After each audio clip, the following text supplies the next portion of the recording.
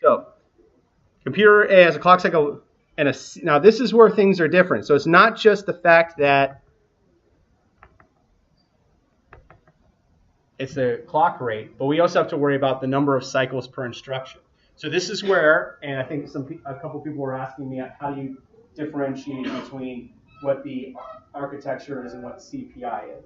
So the instruction set architecture, as we learned last lecture, is that border between the software and the hardware, right?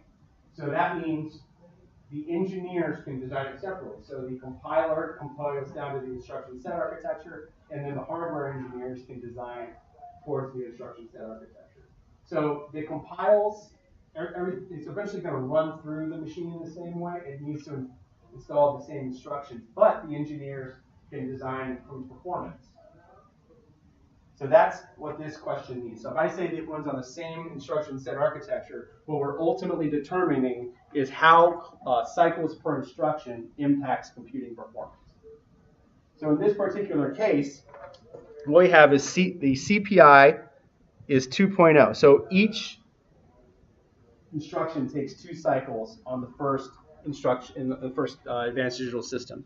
Computer B has 500 as a clock cycle time of 500 picoseconds. So what this concept means is computer A is 250 picoseconds, 250 picoseconds, it's 500 picoseconds, right?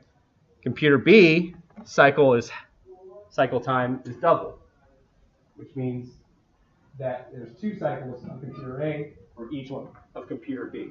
So cycle time relates to power. This is not something we're going to go into much in this course, but the dynamic power consumption is 1/2 times your capacitance times the supply voltage squared times the frequency. So frequency correlates to your clock cycle time. So the amount of switches it requires, it's directly proportional to the power consumption.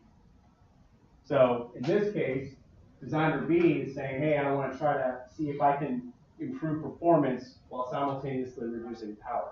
Does that make sense? So that's why they make trade-offs like this, because good design requires good compromise.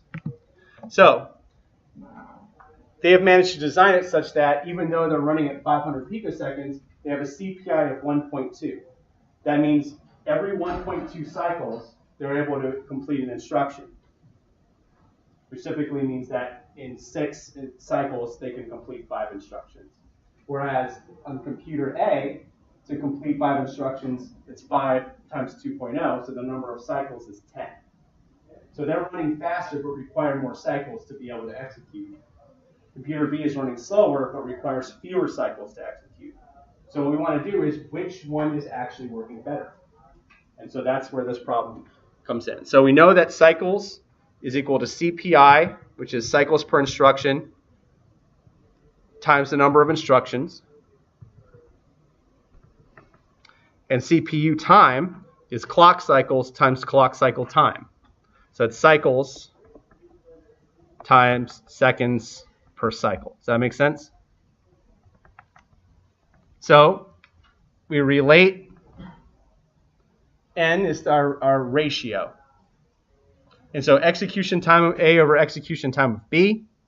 So if we're trying to get to number of seconds, we know that it's I times CPI, so that's the number of instructions, times the cycles per instruction, times seconds per cycle.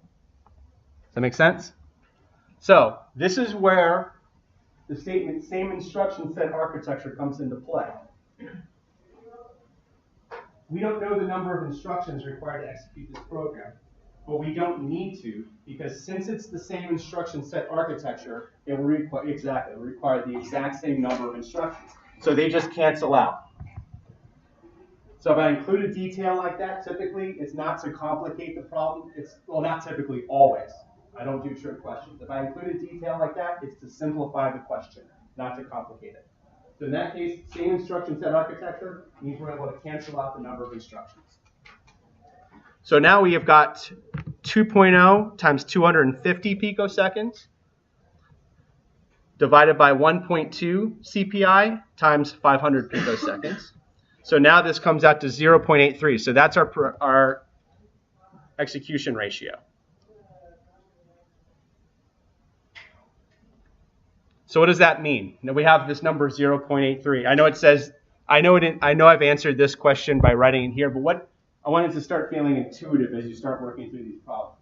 What does, you put out the ratio execution A time over execution time B, and it comes out to less than 1. So let's walk through this. So we have B. If it's less than 1, let's just go back to denominators like in second and third grade, right?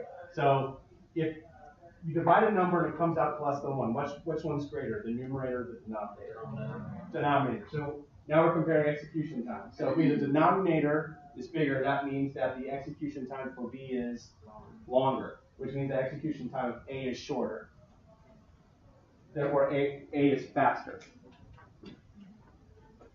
So that's the whole point of coming up with this. We want to be able to see, all right, so they've significantly reduced the CPI, but it wasn't quite enough. So here's an interesting question. What would that CPI have to be in order for, if we had get this number and we want to reduce it, what would we need to get it down to in order for CPI to B to actually be the same performance as computer B to have the same performance as computer A? 1? Exactly. Because that way it comes 2 over 1 times 250 times 500. I'm sorry, So that basically comes out to 500 over 500. So you would need to cut the clock cycles per instruction in half in order to have a computer that's running at half the clock cycle speed have the same performance. Which means that it's not just related to clock speed, it's related to how you actually design the advanced control system. And you can do it to the same exact computer architecture. So you can run the same number of instructions, but because your computer is more efficient, you can potentially have the same performance. And because, as you remember from what I mentioned earlier, or maybe you don't, I don't know if you're paying attention or not, but the power consumption is directly proportional to the frequency.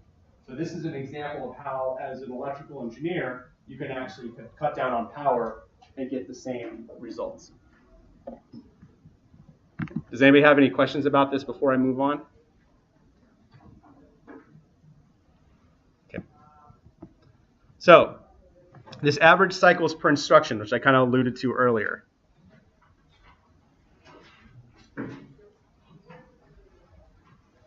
So the TGO is the equation. So average cycles per instruction is a unit that may be used when determining performance metrics when there are different instruction types that take different amounts of time per instruction class.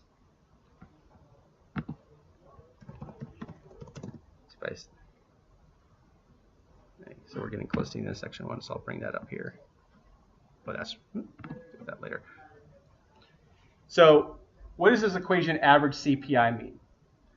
So the average CPI is the summation of each CPI times the instruction count divided by the sum of the instruction counts. So very basic example, if I have a bunch of floating point instructions that take 2 CPI, and I have 10 of those, and then I have a bunch of integer instructions which take 1.2, and I have 5 of those, and I have the total number of instructions is 15. That means my average CPI becomes 20 plus 1.2 times 5, which is 6, over 15, which goes 26 over 15.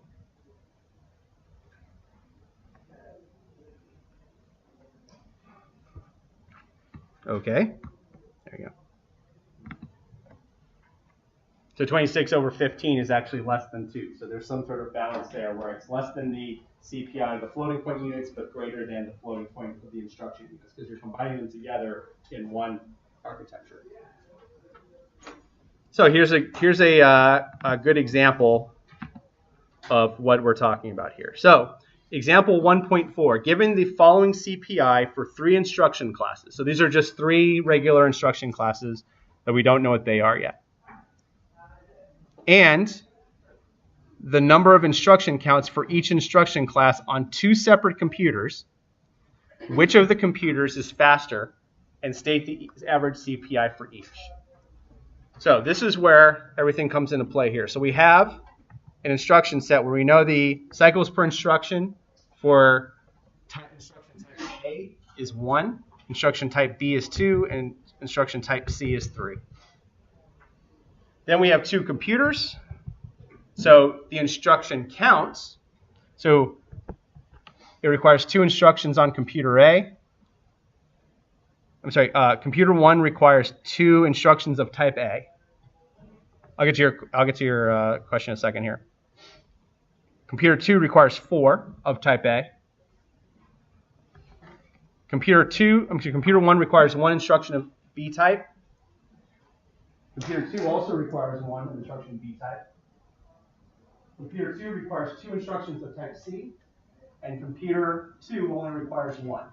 So here the trade-off in the design for the engineers is we've designed our hardware underlying computer architecture such that we do require 4 of type A for this particular program, but our trade-off is we only need 1 of type C.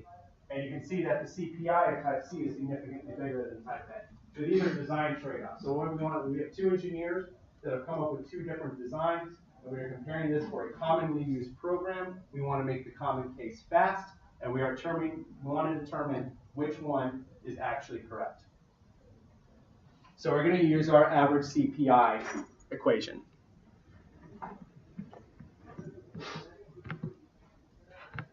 So in this case, we have the numerator, which is the summation of the CPI times the instruction count. So what we want to do here is, here's how we derive this from this table. So for computer 1, it's 2 times 1 plus 1 times 2 plus 2 times 3. So it becomes 2 times 1 plus 1 times 2 plus 2 times 3. So you can see that's actually how we came up with this here. And then the result is 10. So the denominator becomes the summation of the number of instructions. So that becomes 2 plus 1 plus 2. So that becomes 10 over 5. So you see here's 2 plus 1 plus 2. That's where that came from. So based on that, how do we derive the other one? So for computer B, the average CPI in the numerator is the CPI of I times the number of instructions of I. That's then the summation. So what that means is 4 times 1 plus 1 times 2 plus 1 times 3. So that becomes 4 plus 2 is 6 plus 1 is 9. So that's the numerator. So that's where we got this from. Does that make sense so far? So in the denominator, it becomes 4 plus 1 plus 1. So that becomes 6. So that's the summation of the instruction count. So that becomes 9 over 6, which is 1.5. So we have 2 and 1.5. So the number of cycles per instruction for computer 1 is 2. And the number of cycles per instruction for this program for computer 2 is 1.5.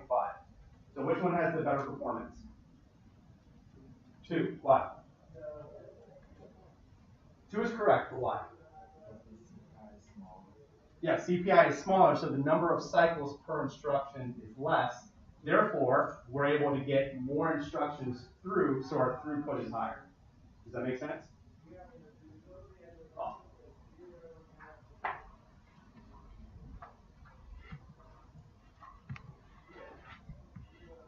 Does anybody have any questions before we move on? Yeah, I'm happy to explain. What's the question? No? You guys are... Yes? What would happen if programs that I'm sorry, can you speak up a little bit? I can barely hear. What will happen if programs computers show run as a lot more A-type instructions? Okay, so in this case, we have a particular program where instead of, if it got weighed in here, well, and this is actually a really good question. So this is where you analyze your program that's being written in code versus how it's working in your architecture. So what would happen, the question is, what would happen if our A-type instructions were really high? So that would end up being good because our CPI for A-type instructions is low. And that's a well-designed machine because we've made the common case fast. So in this case, this is where that common case fast actually worked out because people who designed computer 2 went, well, A is our instruction that runs the fastest, and we need to make our program run such that we're using that instruction the most. The people who designed computer 1 actually made a heavy emphasis on instruction type C, so that's why their computer ended up running slower. I'm sorry, did that answer your question? Yeah, okay. What's your question? So can we assume that the common case is always going to be dictated by whatever application is running on the hardware? Yes. So basically, the difference is if you're running an FPGA, I'll get to your question in a second. So if you're running on FPGA versus an application-specific integrated circuit. So an FPGA, you're designing something in Verilog or VHDL. When you do 386 lab next semester, it'll be VHDL. So it's designed by the military. You'll appreciate this joke. It's an acronym within an acronym.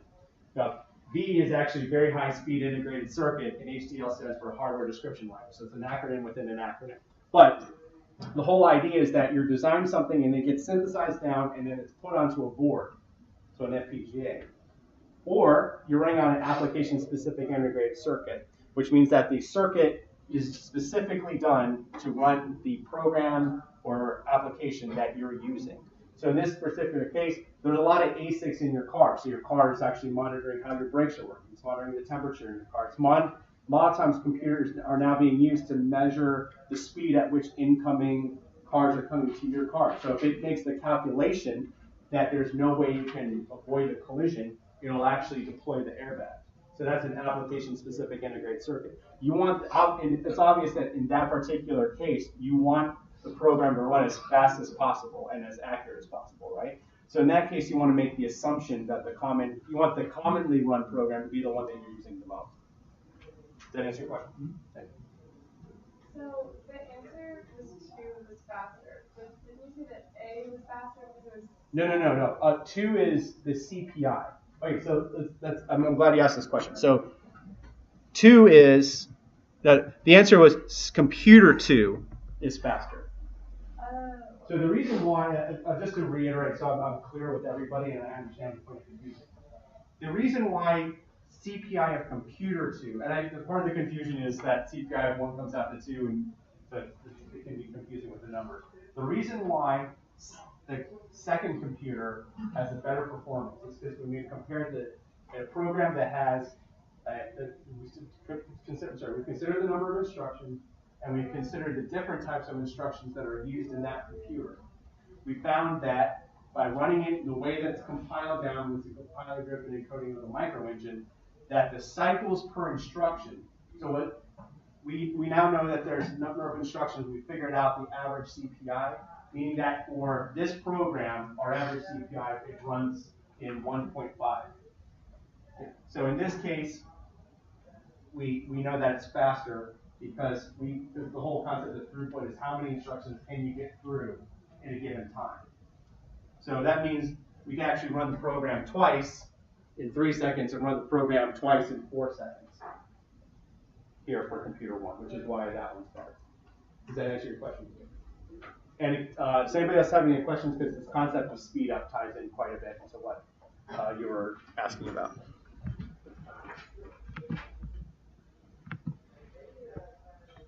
All right, so speed up. What is speed up? So speed up is the factor by which execution time is decreased. So it's a ratio. Anytime you see any definition or I'm asked in a question where I use the term factor, I'm using ratio, numerator, denominator, division. Speed up is the factor by which execution time is decreased. So think of it this way, if you have two people, let's say you guys are on a racing team, and you run the race in 10 seconds, and you run it in 8. So speed up is 10 divided by 8, so that's the ratio, right? So it's 5/4, so there's a speed up of 1.2. So that's what speed up is. So it's found by execution old over execution new, which is what I just did there. Or, as we know from the fact that performance is 1 over execution time, that it's performance new over performance old. So tying to what you were asking about just now, we have 2 over 1.5.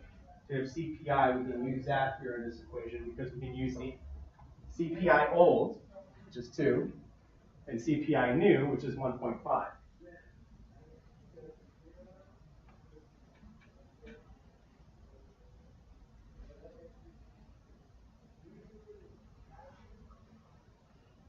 And so I should also, let me scroll up a little bit because Amdahl's law, by the way, you'll see this again in the future. Define Amdahl's law with an equation and describe its importance. That's how the question is written. So the question, TGO 1.16, and we've seen on a quiz or an exam, will be define Amdahl's law using an equation and describe its importance. So the equation is the execution time new equals the affected time, so affected and unaffected are times, divided by the speed up plus the unaffected time. Now, why is this important? It helps in finding the maximum expected improvement to the overall system. To the overall system performance when only part of the system is improved. So why is this important? And so this is where the TGO ends at this statement here.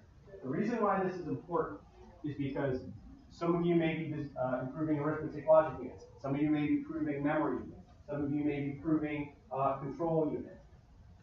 If you actually come up with a successful arithmetic logic unit improvement, and if we improved the factor, we've improved it with a speed up of 2, that does not mean the entire computer has been improved by a factor of 2, just the ALU. Does that make sense? So that's a very common misconception.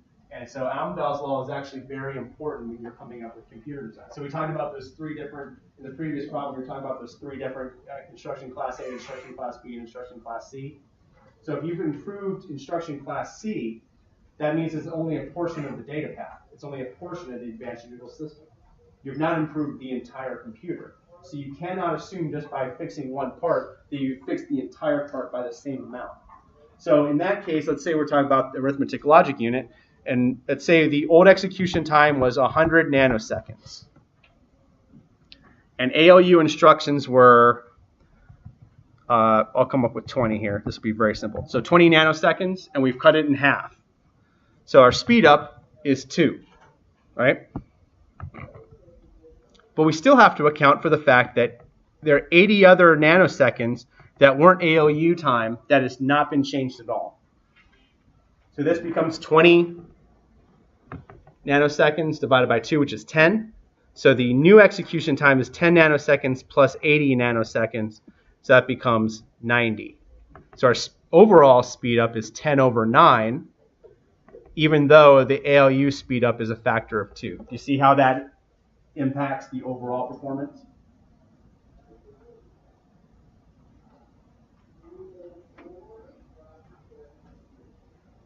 Okay.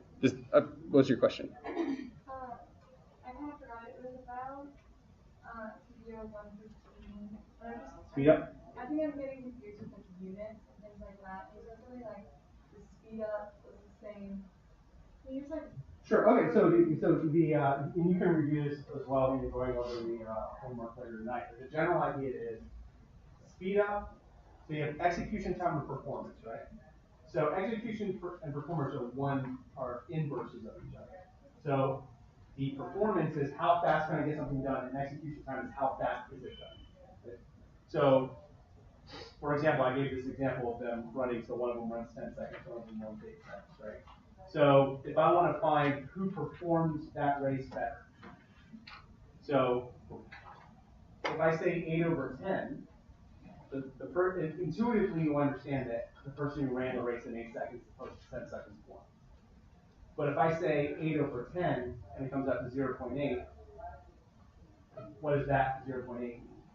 The 0.8 means that if you're doing it by execution time, then the person who ran on the bottom ran longer, which means the person on the top has a better performance.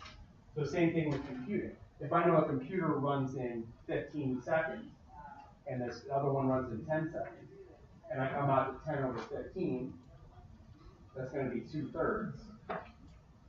So it's the same thing. I know that if it's less than 1, that means the other computer took longer or ran slower, and that means the other computer in the numerator had a better performance. So it's a very common misconception that's used, and the reason why I emphasize it so much in the TGOs and so much in the problems and so much in lecture is because you're going to get a big example question like this on your test, and I really want to emphasize over and over again, this is what this definition means, this is what this word means, this is how these relate to each other. I found in the past that it significantly improves the exam scores and your understanding as you move on in your career. Does that answer your question? I think I saw somebody who wanted to put up their hand.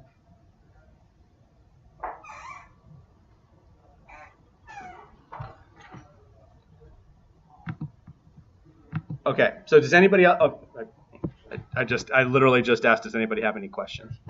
Yeah, what's up? I know it's going back a little bit, but I think you said something about CPI being in seconds. CPI is cycles per second.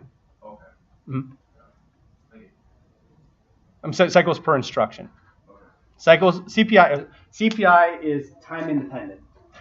So how it relates is I have cycles per instruction, but then I also have a clock rate, which tells me how many seconds occur, how many cycles occur for each second, right? And then I also know the number of instructions executed by the instruction set architecture.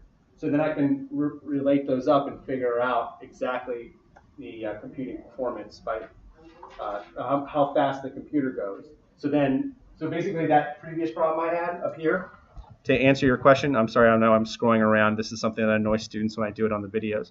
If you recall, this particular, right here. So 2.0 is the CPI, cycles per instruction. I know that we have the same instruction set architecture for this problem, so therefore cycles per instruction, I can cancel out instructions, so now it becomes cycles, right? So 50 picoseconds is the cycle of seconds per cycle, because it's cycle time. So I have cycles per instruction. So I multiply that by number of instructions. And remember stoichiometry in high school is the same thing. You're canceling those out. And then you have seconds per cycle, which is the clock cycle time. And then that cancels out, and that's how you get an execution time there. Any other questions? Okay. So 1.5 and 1.6 are good examples of how we can actually use Amdahl's law with our understanding of CPI and performance to actually compare computers based off of information that you would typically get from an operating system analysis. So a simple version is example 1.5. A given program's execution time is 100 nanoseconds. The floating point addition, which takes up 20 seconds of the program's execution, is sped up by a factor of 5. What is the new execution time of the program? So we now know, we use our equation for Amdahl's law, and we know that we have 20 nanoseconds as our effective time.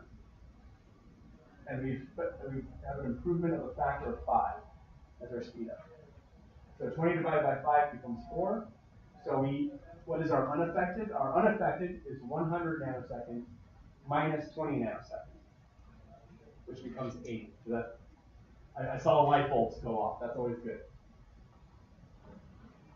So therefore, it becomes 4 plus 80 nanoseconds, which means our new execution time, by speeding up just the floating point, becomes 84.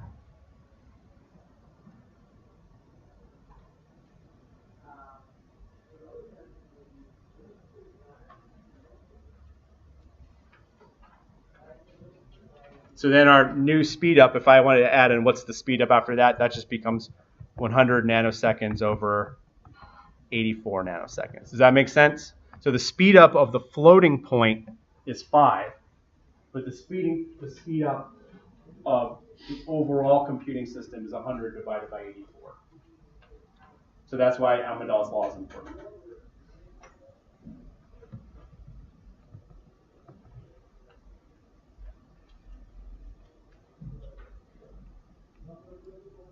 So does anybody have any questions on that? I see a couple people are still writing.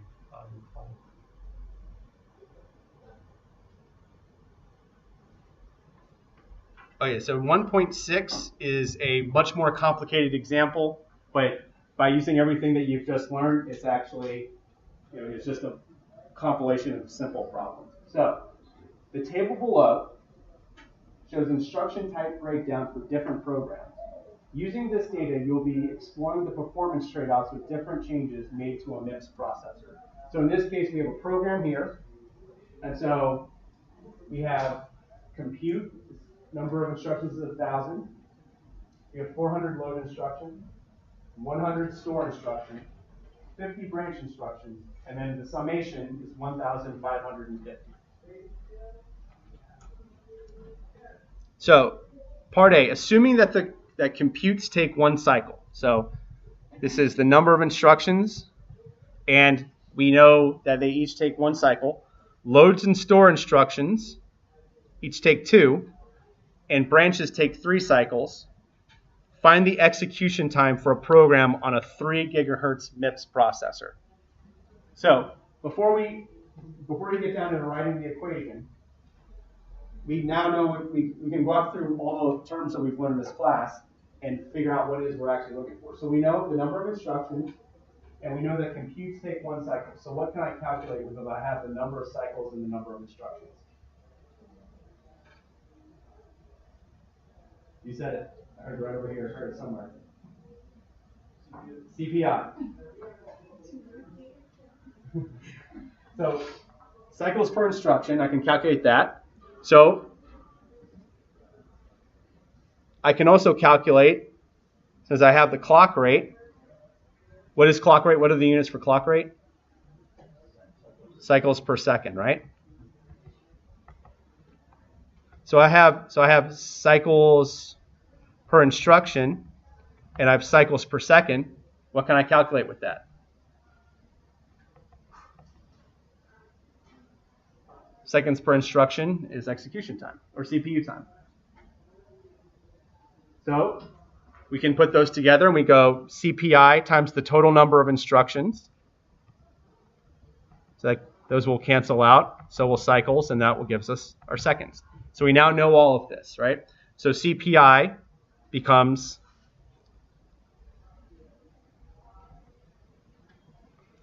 one times 1,000. So this is 1 cycle times computes, plus 2 times 400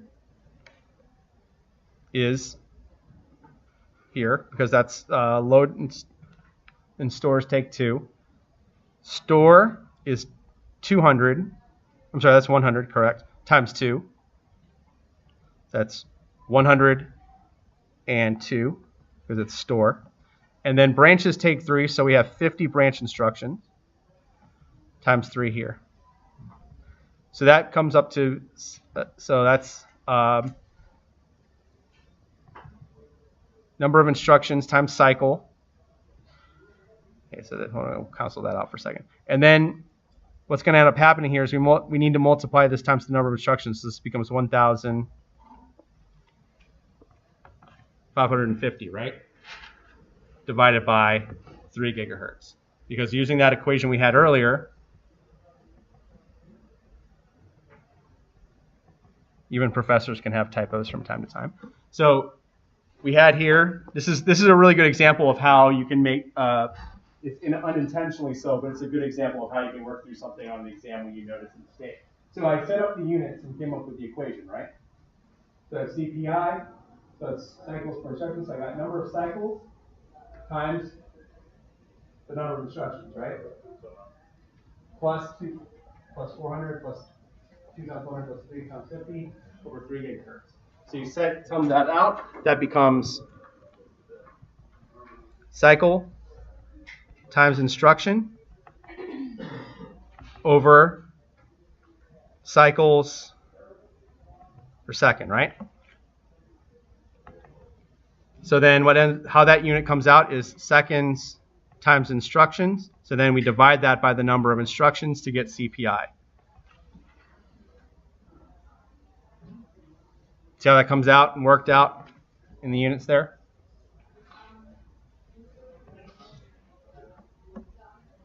So we need to know the terminology that you really can solve and just find out. That's exactly why I teach it. The reason I teach the terminology is such that I'm planning for the scenario when you're on the exam and you're panicking. How can you get yourself out of that? I'm providing you as many tools as I can. Typically, the way I've seen it taught when I took it, and then my first time I saw it as a TA, is threw all these terms up there, threw all these numbers up there, and you could just see students panicking. Oh, what the hell is going on? I'm so confused. And so let's work. I'm just gonna.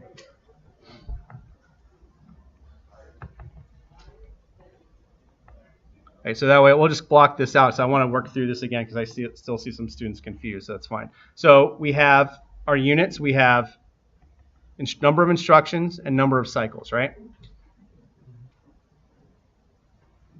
So average CPI is going to be cycles per instruction, right? And we figure it out with the number of cycles times the number of instruction summation divided by the summation of instructions, right?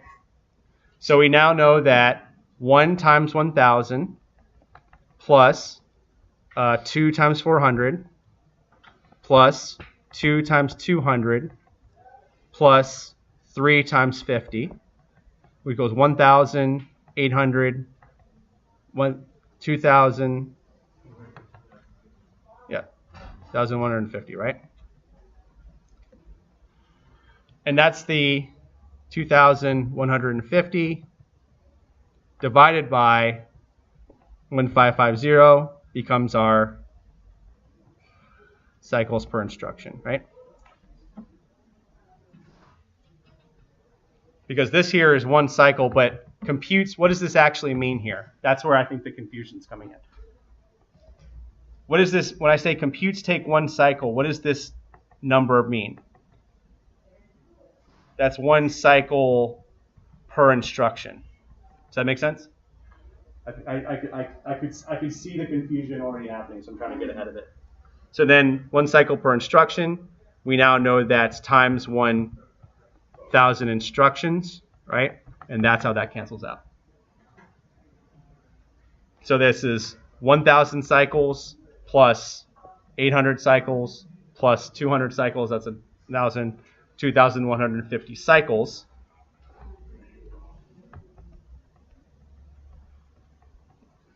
And then we now know that 3 gigahertz is 3 times 10 to the 9 cycles per second. Does that make sense? Okay, now, and then those cancel out. Seconds comes up here. So that's 2.150 divided by 3. So this number is incorrect.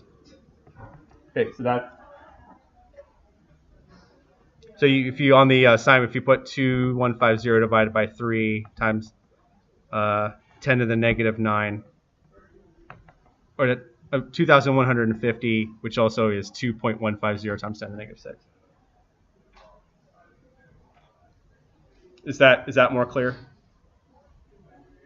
So working through the problem one more time, we know the cycles per instruction. We know the number of instructions. We now know the cycle time. It's from there. So part B, assuming that computes take 1 cycle, load and stores take 10 cycles, and branches take 3 cycles, what is the speed up of a program if the number of compute instructions can be reduced by 1/2? So what we're doing here is we compare these numbers. We got 2,150 divided by 3, but because it's 3 gigahertz, it's going to cancel out, so this number is going to be right. So what we're doing here is we reduce the number of computes in half. So we use our knowledge of Amdahl's law. We cut the number of cycles in half, so 2 cycles per branch load and store, 3 branches just like before. But we cut down 1,000, it becomes 500, right? So it becomes 500 plus 800 plus 100 plus 150, so that becomes 1,650. And then this becomes 2,150 divided by 1,650. Now, what you come up with before is divided by 3, and this comes out to divided by 3. Those are going to cancel out, so your result's going to be 1.3.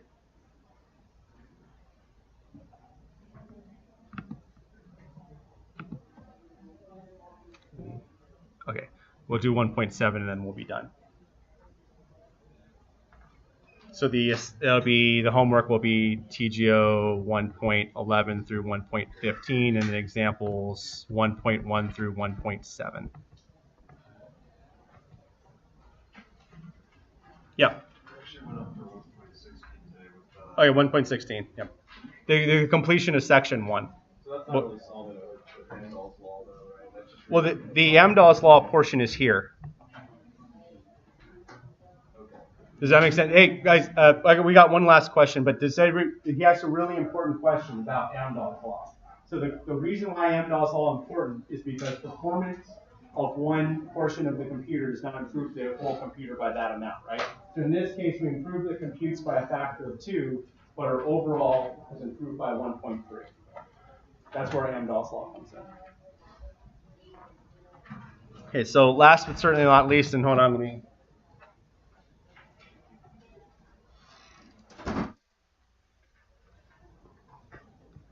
So I'll go over 1.7 here in the last 6 minutes of lecture, just to give you a good example of how Amdahl's law, computer performance, clock cycle times, clock rate, all of this comes into play. So we have a number of different instructions and a number of different CPIs. So in this case, FP is floating point instruction, INT is integer instruction, LS is load store, and BR is branch. So in this case, we have 560 times 10 to the 6 floating point instructions.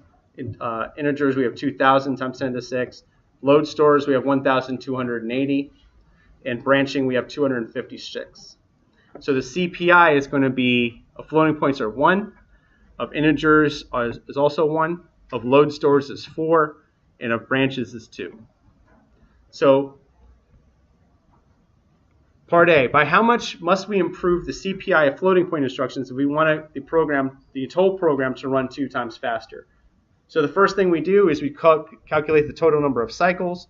So we have the number of instructions divided by CPI, times CPI, plus, so that's floating point times CPI floating point, plus load store instructions and branch. So this comes out to 8,192 cycles. That's 560 times 1, plus 2,000 times 1, plus 1,280 times 4, plus 256 times 2, because that's where 1, 200, 200.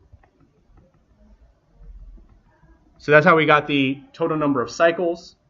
So we know that the total number of cycles of floating point is 560, right? And so we want to improve the cycle time by half. Well, in order to actually reduce the total program by half, we would have, what's half of 8,192? 4,096. We only have 560 floating point cycles, right? So that means that it's not possible. So if I'm a manufacturer and I come to you and say, hey, I want you to cut the performance of I want you to improve the computing performance by 2, and you're a floating point person, you're designing the floating point, you go, not possible. You got to go somewhere else. So that's where part B comes in, which is, by how much must we remove the CPI of load store instructions if we want the program to run 2 times faster? Well, in that case, we now know that load store is 1,280 times 4, right? So that comes out to 5,120. So that means since this is greater than 4,096, we can improve it. So using Amdahl's law, it just, the simple way of cutting out, we have to get the CPI to 0.8. So the simple way of doing this becomes 4 times, so that's the CPI here, and we now know the number of instructions here. So this ratio becomes 5120 divided by 8192, which I bet also comes out to 0.8. That's the simpler way to do it. So I have to reduce the CPI to 0.8 instead of 4, but it can be done, right? So part C becomes, by how much is the execution of time improved if the CPI of the integer instructions and floating point instructions is reduced by 40%, and the CPI of load, store, and branch is reduced by 30%. So in this case, it's reduced to 40% here. That should say 240%. 0.4 and 0.4. And then that becomes 0.4 times 560, 0.4 times 2,000, 0.3 times 1,280, and 0.3 times 256 times 2. So this is 30% of 4 and 30% of 2. You see how I did that? I'll get to your question in a second. And then summation just becomes 2,173.6. So it's our initial value of 8,192 divided by 2,173, which comes out to about 3. Yes, what's your question? So you made the x equals 2 instead of 5. Yeah, reduce. 5, you do times 0.6 instead of 0.7. Oh, no. What I mean is I want it, so this original CPI is 1. I want to reduce to 40%. Yeah, she's saying if you hadn't made a typo and it was 5, you would do 26. Yes. Yes. But on the exam, I've already written the exam, I do know that the exam says 2. So if I say 240%, that means it's going to, or whatever value it is, that's what you want. Any other questions?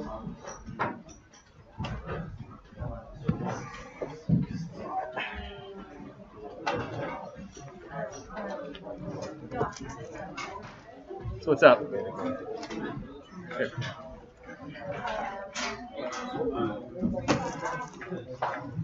And you email me, right? Yes, sir. All right, good deal. Thank you.